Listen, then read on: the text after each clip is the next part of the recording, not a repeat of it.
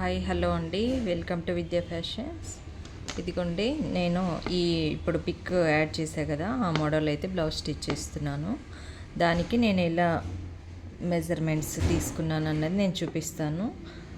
Front వచ్చేసి boat neck అండి, prince cut.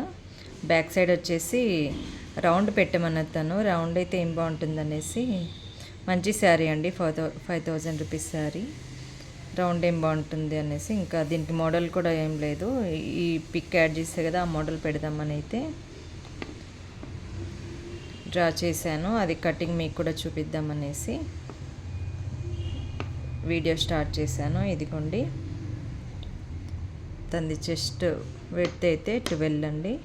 ఈ లెంత్ వచ్చేసి 15.5 తీసుకున్నాను. ఈ షోల్డర్ అయితే 7.5 తీసుకున్నా అండి. షోల్డర్ 7.5. ఇది చంకాకి అయితే 7 తీసుకున్నా అండి. ఇది 1.5 తీసుకున్నాను. ఈ నెక్ వచ్చేసి 4.5 నెక్ తీసుకున్నాను. మిగతాది షోల్డర్కి ఉంచేసానండి. ఇంత స్టిచెస్లోకి పోతుంది కదా.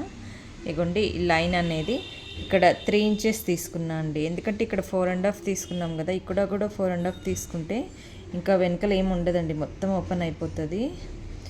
అందరూ అలా వేసుకోలేరు కదా, అందుకనేసి నేను ఇక్కడ మనం నార్మల్ బ్లౌజ్కి ఇలా తీసుకుంటాం, అలాగా 3 తీసుకున్నాను.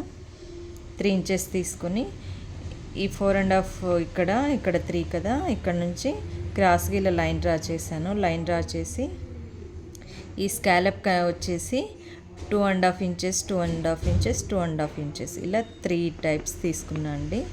3 టైమ్స్ తీసుకొని ఇగోండి, ఇలా 2.5 పెట్టేసి ఇలా స్కాలప్ లాగా అయితే డ్రా చేశాను.